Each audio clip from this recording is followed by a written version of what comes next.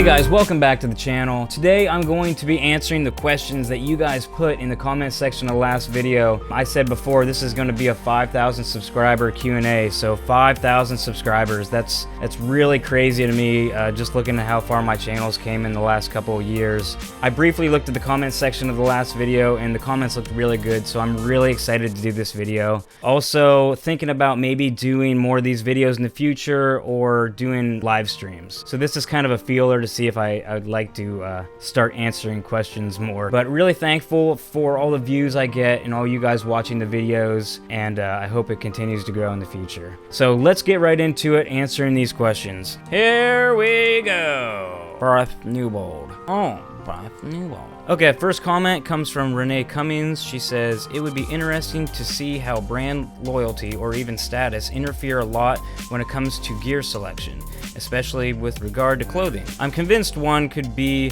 totally comfortable wearing Cuddl Duds over Patagonia. It is often hard to justify the expense of some of these items when one ember from a fire or one stick or a thorn can do to your $350 jacket. Guess I'm getting tired of seeing the same gear videos. Love your channel.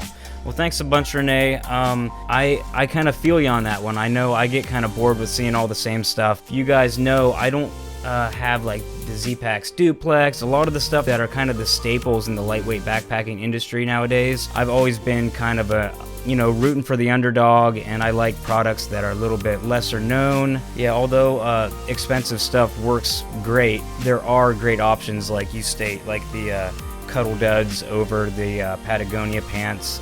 I know Nemor uses Cuddl Duds, or used to at one point. And then she goes on to say, just saying, you wear a North Face beanie, how refreshing after seeing too many Z-Packs black fleece beanies. Feels like the hiking community is losing some diversity and going the way of keeping up with the Joneses. I totally agree. Kevin Simones. A lot of YouTubers have used hammocks while backpacking. Why are you a ground dweller? Also, when are we going to see more biking, ultra running content? You have so much passion for it. Good to hear from you, Kevin, again. Think it's just a comfort thing for me. I've never really been able to sleep good in a hammock. So I'm pretty much a person that likes a firmer bed, a firmer pillow, and I pretty much sleep on my back every time I go camping. Even at home, I fall asleep on my back almost every single night. So after a long day of hiking, I like to lay flat on the ground and be able to stretch out, and I feel like I can't get that in a hammock. Hammocks are really comfortable, like if I want to just sit on my phone and watch something. Like the hammocks, I think of it as kind of like the recliner. Like it's comfortable, you want to sit there and watch all your TV shows in the recliner, but when it comes time to go to bed, you want to go lay in your flat bed, and that's kind of how I feel about ground dwelling. Also, are we going to see more biking, ultra running content? Maybe not though, because for some reason a lot of my viewers aren't into that. I joke about I uploaded my 12-hour biking video and I lost the most subscribers I've ever lost in one day when I uploaded that. So I will say that I'm in the process of starting multiple other YouTube channels. I already got one other one going right now. I think I'm going to leave the running content to either my wife's channel or my new channel, as well as other things that aren't backpacking related. I'll start putting on a different channel. Rick from Virginia, great video, good idea to let your subscribers know more about you.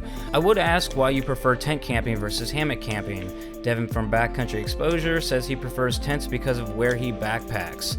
Also, why don't you have a Patreon account? I would be happy to support your adventures. First off, thanks so much, Rick. I've thought about starting a Patreon in the past, but when it comes right down to it, I don't know, I really don't want to ask for money. I just think it's a little bit weird. Like, I do get a little bit here and there from YouTube revenue and Amazon. When you click the Amazon links and buy stuff in my description, I get a little bit of that. So I'm really not to the point yet to where I can do this full time, and I really am depending on it. So I don't really want you guys to send me anything, and these videos are free for you, so I really do appreciate it, and who knows, maybe I'll get there someday. But hammock camping, tent camping, that's probably going to come up a lot in this Q&A. but tent camping versus hammock camping again. I don't particularly like the idea of buying an underquilt. I think that's probably the number one thing keeping me away from hammock camping. That, and I just have never slept a full night in a hammock. I think tents are just super easy to set up. I know in Colorado, I'd like to say that I had my stuff set up quicker than Kevin and Andy did. Don't hold me to that. It's super fast, super lightweight, and less things to carry. Jacob Poucher, good old Jacob Poucher. All right, what's your occupation? Good question, because right now I went and did an interview. I'm looking into changing my career path. This is something that I'm really, really excited about. I'm not gonna say what it is yet. You will know if I get the job, but it's something that I really got my fingers crossed for, really looking forward to it. But as of right now, I am a CNC machinist. Tracy Kukin, after seeing how much you enjoyed your Colorado trip and didn't have to slosh through the rain, are you planning on more trips out west? Also, do you find one pair of underwear to be better suited for the trail than another one? For me, I found that the ones that come down the legs a little bit help against chafing, especially when canyoneering and spending a lot of time in the water. First off, canyoneering sounds awesome. Really jealous of that. Would love to make it out west at least once a year from now on. We'll see how that goes. West, definitely some trips coming up, I feel. I actually don't have many problems with chafing. Every now and then I will when I'm running like in excess of like 14 miles. It's usually the magic number for me. But I'll wear like, I forget what the little stick is called, the Body Glide. That usually does the trick for me. But I do know that for women, like my wife, she likes the shorts that are like compression shorts that do come down a little bit longer. Like you said, she pretty much chafes at anything that's like a shorter spandex short or even just a normal gym short. So definitely the longer ones, that's a good tip. As far as underwear go, I really don't have one brand that I wear over another, just as long as it's not cotton, something synthetic. Okay, Core OAS. So you saw racers at the Gorge competing in the 2018 FIG Adventure Race. Will you compete in the 2019 race? That race looks awesome. I looked that up when I got home and it is really, really cool. Unfortunately, I definitely will not be competing in the 2019 one because I pretty much already have the whole year planned out as far as what races me and my wife are doing, and squeezing those in with backpacking trips. I'm getting pretty much booked up already. Those races aren't cheap, and I already have a few big races I'm doing this year, so probably not going to add anything else in. Good question though. Outdoors 55, Alex. Congratulations on 5K. Thanks a bunch. Question: What do you do for work? Like I said, I'm a CNC machinist, but we'll see how long I keep doing that for. Doug Outdoors says, big fan of the channel. In fact, I like it enough that it inspired me to start my own channel. In one of your videos, you mentioned being inspired by the work of Les Stroud. So my question is, how much and in what ways do the Les Stroud episodes inspire and continue to influence your channel? Great question. Man, Survivor Man. I used to sit on the couch and just binge watch Survivor Man. I would record all the episodes, and every night I'd sit down over there and just watch them pretty much on repeat. Just having something to do with survival and filming yourself, because I've always been really interested in filming, and survival is pretty much what got me into backpacking. Backpacking is just the more practical reason to be out in the woods. As you know, I like endurance races, so backpacking just came to me and has never left. But as far as Les Stroud inspiring me, the camera work, ever since I watched Survivor Man, I've always wanted to do it. Definitely recommended not to go out and do what he does, but I can still get in the woods and film myself, and it's definitely influenced by him a lot. Yeah, that reminds me, I'd like to watch some old episodes of that. But it inspired you to start your own channel. That's really great to hear. Like you, I was in your position once, and you just start doing it, you get better at it, and next thing you know, you got 5,000 subs. Chris Stiff, what is your favorite piece of gear? Congratulations on the 5K. Thanks, Chris. Favorite piece of gear? That is really tough. I'd have to say right now, probably the Mountain Hardwear Ghost Whisperer. I mean, that thing is so nice for the weight. For what it is, I use it every single backpacking trip, unless it's really hot out. All right, James Chapman. All right, have you ever read Can't Hurt Me by David Goggins? Also, do you custom order your booty shorts? No, I usually find the booty shorts in the women's section Walmart, to be quite honest, which is what a lot of runners, a lot of thru hikers do, because you can't find short shorts for men hardly anywhere unless you're at like a running specific store.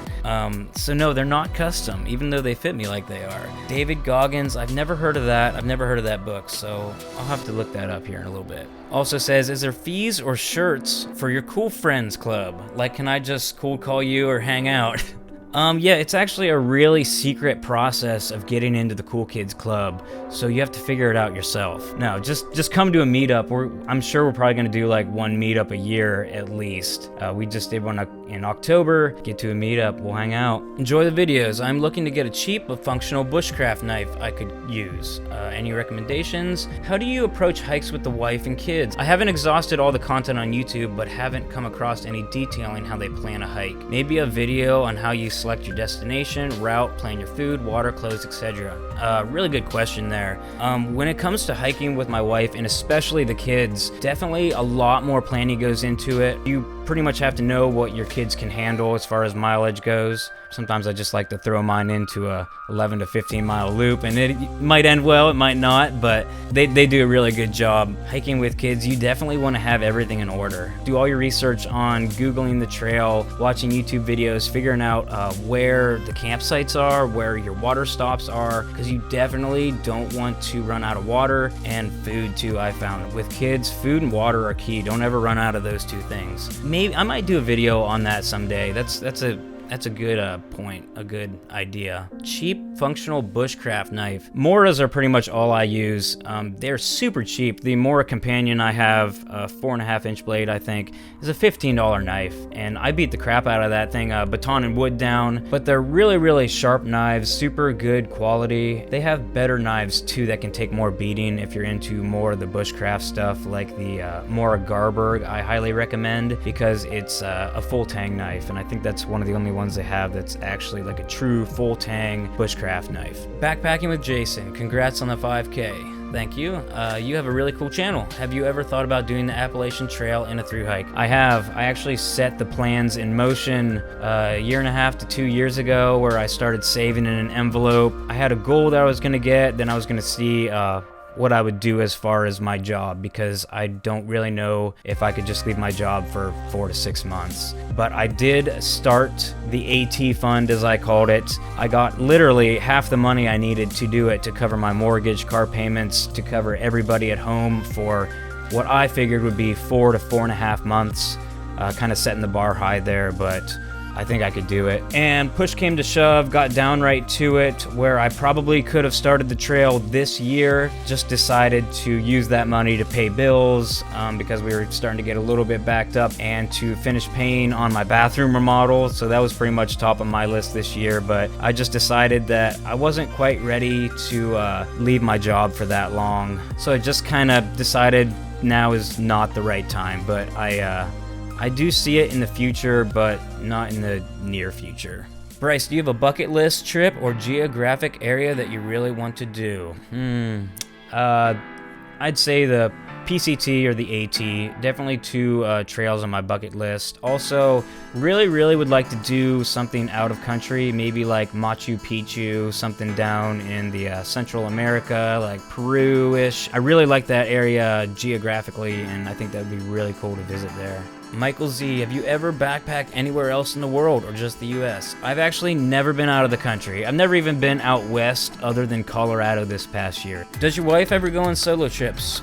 Does she go with friends, or does she only go with you? Have you ever been to the Adirondack High Peaks to backpack? I've never been to the Adirondacks, looked at it a bunch. It will probably happen sooner or later. As far as my wife goes, she's never done a solo trip, but she does have a couple female friends that like to backpack, and she's talked about going on trips with them before. I don't think she will ever go solo backpacking. She's just not into that. But when it comes to going with other people, she would go without me. She is very passionate about backpacking, just like I am. Why do you think people don't like to bring the few items to make a fire and such while backpacking? It's cool to cover miles and keep it light, but as you know, you can just add a couple of things and have your cake and eat it too, so to speak. I definitely like to keep my pack as light as possible. I'm just not sure I want to give up on all that I can do with a knife, saw, and spark to save a good pound or so. I know there's experience in covering the miles. There's also something to be said for a nice campfire at the end of the day. What do you think? Thanks for all the content, man. Really appreciate it. Thanks for the comment. Like you said, there's something to say about a campfire at the end of the night. It just makes the camp out.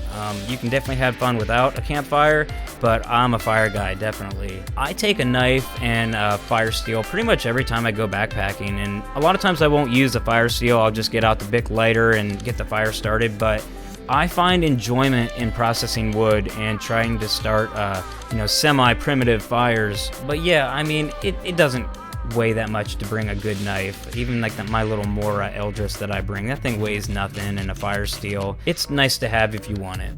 So I'm right there with you, man. Aerial Traveler, he loaded me up on questions here, so I'm just gonna pick a couple of them here. Why are you a YouTuber?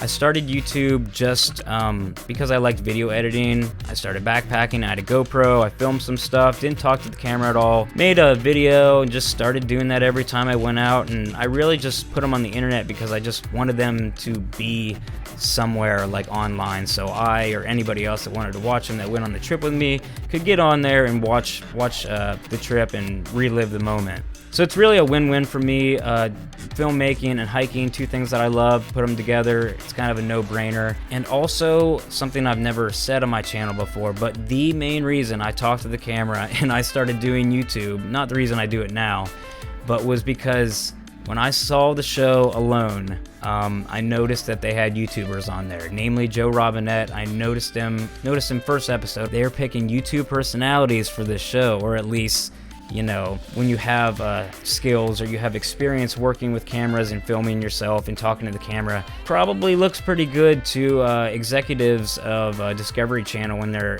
or History Channel when they're scouting for personalities to go on shows like that. So I really started the talking because I wanted to go on Alone, and I really still do. It's been about 3 or 4 years now since I first had the idea of sending in an audition tape to that. Still haven't yet, but I do plan on it. So definitely am going to be trying to get on that show in the future. Just, you know, am I qualified for it? No, I'm not. I do have a really strong will. I think I have a lot of qualities that would benefit me out there alone, surviving in the woods. Just my passion enough for it, my ability to learn and be innovative. I think I have a lot of skills that would really help me out there. Okay, what backpacking/hiking YouTube channels do you find to be the most influential?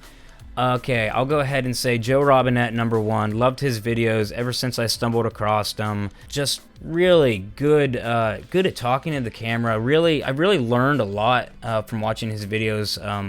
The way I film, really great stuff on his channel. I pretty much will watch everything he puts out just because he puts them out. Another one is Adventure Archives. Their first season of their backpacking videos, when they came out, blew me away. After I watched them is when I decided I'm buying a DSLR camera, I'm getting into DSLR filmmaking, I want to make videos like Adventure Archives. So I have them to blame, I guess, for this whole channel. Like, they've been a very big influence on me. I went through their description, bought the DSLR camera that they had, just started doing research on how to make videos better. So those are definitely my two top influences. Starscream Live, how would you consider the difficulty of the Uwharrie Dutchman's Creek Trail compared to that of other places you've been, such as Dolly Sods and the Smokies?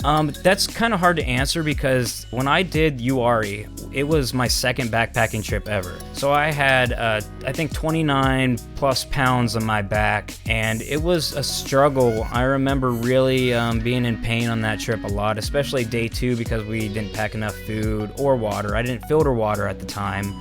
That trail, I think, it wasn't bad though. There was a few decent hills, but nothing worse than a lot of stuff like we have here in Ohio. Now, when you talk about Dolly Sods has a difficulty that is all its own. It's not elevation, it's rocks and mud And if you have good balance, if you have good ankles and everything, Dolly Sods is a great place, but it can be treacherous, like really treacherous for a flat trail or a semi-flat trail. Sinking in the mud is just not fun for anybody. Now the Smokies are real mountains. Uwharrie is kind of out of the Appalachian range there. So the Smokies are definitely another animal. There's always huge elevation changes, and they're moderately well graded, but they're definitely harder than the Uwharrie, definitely. Brent Hikes, if you could have any big four you wanted and price wasn't an option, what would they be? I'm actually pretty happy with what I have right now. I could get a lighter tent and a lighter backpack.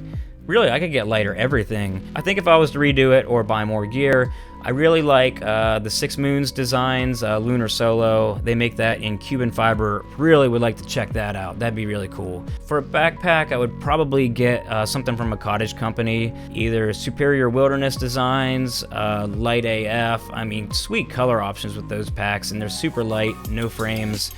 Sleeping pad, definitely NeoAir X-Lite. I'll probably end up getting one of those one of these days. And quilts, I like Enlighten equipment. I'd like to get one of those. Unknown Outdoors, only one of the rest of your life, tacos or pizza? Congratulations on 5,000 subs, man.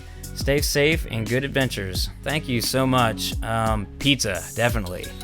Pizza all the way. I actually wore myself out on tacos a long time ago. Okay, Sean says, congratulations on 5,000 subscribers, Bryce. Thank you. Awesome job. I've been watching you for a while now. Correct me if I'm wrong, but I once saw a video where someone, almost positive it was you, filed down the back edge of a Mora to make a 90-degree edge to strike a fire. And then I subscribed that day, LOL, even with the limited success of starting a fire. That's true. Yeah, that was me. It was a Mora Companion. They do not have the 90-degree edge in the back. So I took it on a bench grinder and just filed down the edge real nice. And I actually had it perfect, and then I had it at work on a higher powered bench grinder, and as soon as I hit it, I took so much material off, so I kind of boogered it up. It doesn't look the best, but man, that thing is super sharp. I kind of recommend doing that to any knife, even if it already has a 90. Just a nice rough edge from a grinding wheel makes it super grippy. It throws great sparks. Do you use supplements, protein powder, BCA, caffeine, etc. while on long backpacking trips? Do you carb load or anything like that prior to a trip? Do you have any nutrition advice for the few days prior to keep up energy levels and morals and such? I don't use much. I do use BCAAs for recovery after I run long distances. When it comes to backpacking, I pretty much don't do any of those things. I don't carb load. I will make sure that I at least eat a good bit before I go on trail and drink a lot before I go on trail. That's really key. I like to start everything, whether it's running, hiking, biking, fully hydrated. You know, that's less water you have to carry from the get-go if you're already hydrated when you start. I would definitely make sure that you are well-rounded in nutrition, carbs, fats. Caffeine works for some people. I know I take some caffeine before I run races, and I feel like it helps a lot. But carb loading, I wouldn't recommend it, really. There's just kind of no point. Just as long as you are supplementing on the trail, during your hike so that you don't get depleted, of energy. Oh, God. Restless Outdoors. When we went backpacking, was I the reason you put a luggage padlock on the inside of your tent screen? Because I was just testing how smooth the zipper was on your tent at 3 a.m. Short answer is yes. Pack Mule. Have you ever used a Thermarest NeoAir X-Lite sleeping pad size short? I just ordered one from REI, only 8 ounces. That way I can return it if it doesn't work out. I actually never have. I think I might have laid on one in REI, but the short pad, the 8-ounce version, I don't know if you're aware of this, but that is a torso pad. So your legs will definitely hang off of that. I've actually considered getting that exact one, and I think for a summer pad, I'm really liking that 8-ounce weight. Congrats on 5K, Bryce. What trips do you have planned for this year, and what trips are on your bucket list? Bucket list trips, like I said, AT, PCT, sections of that would be really cool. Planned trips for this year, there's a little bit of talk about doing something out west. Not really positive yet on if that's going to happen or not, but really have nothing planned. I'd like to definitely do the Smokies again, probably do 1 or 2 in Ohio just on short weekends that I get, and there will be at least 1 or 2 big trips this year, I'm hoping. Onionhead says, what's your take on hiking with a hammock? Seems to me it's less the pack and more comfort. Thoughts? Well, I definitely think it's more to pack because my tent is about this big. Other than the little footprint that I bring with it, which my tent, I use trekking poles, so I don't even need tent poles. Hammocks, you have the hammock, you have the tarp, you have your hammock straps. Both of them use stakes, but like I said before, you need extra underquilt. I guess you can use a pad and a hammock, but I don't really like that idea. Less to pack, more comfort. They're comfortable, for sure. They're just not comfortable for me to sleep in. I love hanging out in hammocks, and I've camped in hammocks a few times, but I will never fully convert. What are your top few places to backpack in Ohio? I know you mentioned it in one video that Lake Vesuvius is your favorite. What others do you recommend? Lake Vesuvius is definitely my favorite. Cool scenery, a little bit of water feature mixed in there with high mileage, definitely cool. Archer's Fork is probably my second. It's about a 13-mile trail, really cool rocks. No overlooks, but seclusion is big for me. I love going out there and being like the only one on the trail. I don't mind running into people out there. I just don't want to run into people every 2 minutes. Like it's a lot when it's crowded out there for me. I like Wildcat Hollow and Zaleski also, but they are very crowded and I will not go there on holiday weekends. Any big trips planned this year?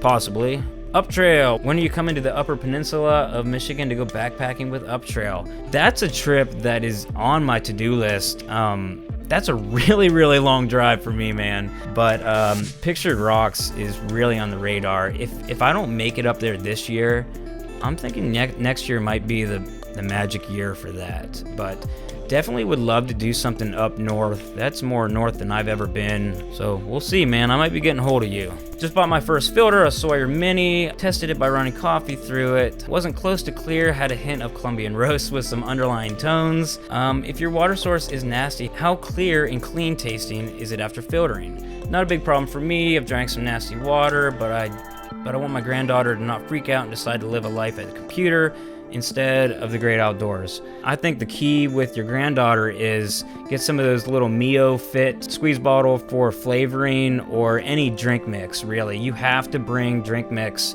for filtering water if you're worried about the taste. I can pretty much drink it unfiltered, or not unfiltered, but filtered, but with no flavor additive. Some is worse than others, and it's really hard to tell by looking at it if it's going to taste good or not. So definitely just bring some drink additive, and you'll never be able to tell.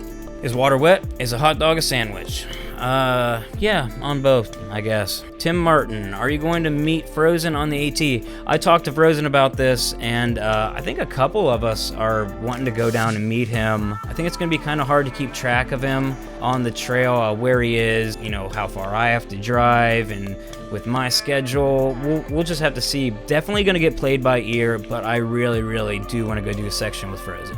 All things outdoors. Hey man, what is the hike you want to redo the most? Because it went bad or good. Congrats on 5K. Thanks, man. Redo. Colorado again. I mean, it was the longest trip I've done to date. 100 miles, 8 days. Beautiful scenery, beautiful trail. That trail was awesome. I could just live out there. So I'd do that one again in a heartbeat. Ruckabout says, do the Shill brothers smell as heavenly as they look? Yes, they do. On a serious note, how much footage do you shoot on your trips versus what actually comes out in the video? Good question. I film a lot more than I put in the video. It's really hard to get yourself to not put in every clip you take. Trimming my videos down to as short as they are actually takes a lot of reviewing. I won't use nearly all the clips I take when I'm editing the video, and then I'll go through and I'll cut out certain scenes that I don't like, or just to make the videos a little bit shorter, because I have really bad internet connection, and uploading videos in excess of 20-30 minutes are really time consuming for me. When I'm reviewing the videos at home, some that didn't turn out good, if the audio was bad, if it's just out of focus or something doesn't look good, I won't use those at all. And even certain ones that look good, if I have good B-roll and good filler material for the video, I'll just save those. Like, I'll save all my footage, but I don't use all of them. I don't use nearly all of it. Probably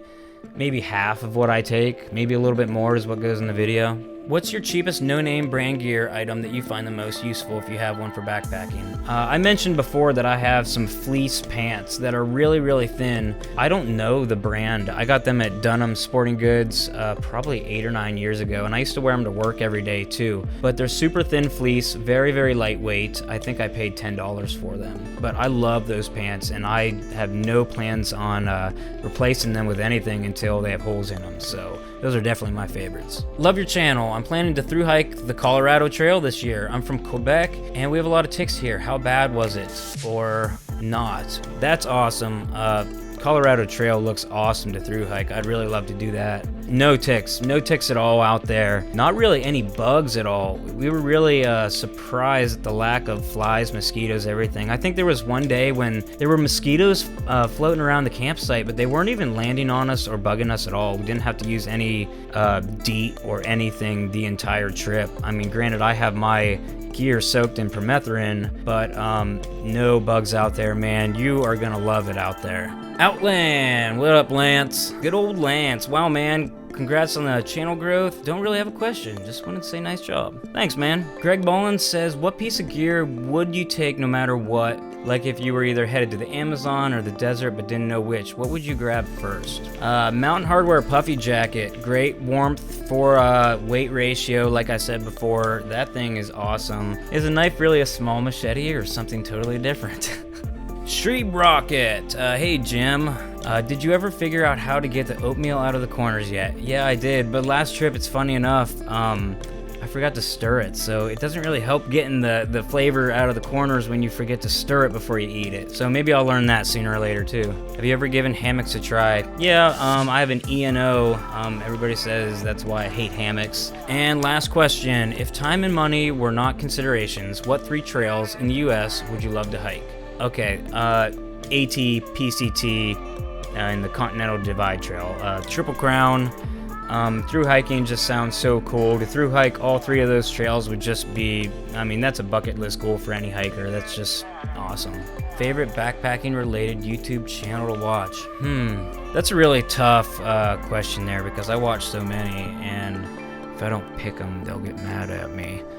But I watch all the Ohio YouTuber guys, especially since I met them, and when you meet people in person, they become your friends rather than just, you know, internet personas. So they're like my friends now, so I keep up with all their videos mostly.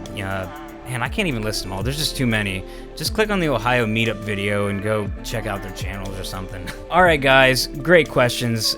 Thanks so much for that. I mean, there wasn't even a bad comment out of all those, which I was really expecting a couple. So that went really well. I'm really gonna look into maybe doing a live stream here in the future. I might wait a few more thousand before I do that, but it's rising ever so closer to the surface. Man, once again, guys, thanks so much for taking the time to watch this video and all my other videos and helping the channel grow past 5,000 subscribers now. Hopefully I'll be doing this for a really, really long time. Really appreciate all the great support I get from you guys. So I think that does it for the video. Thanks again. Thanks for watching. Hit the subscribe button if you haven't already. Hit all the other buttons, ups or downs, whatever. Yeah, thanks again, guys. We'll see you on the next one.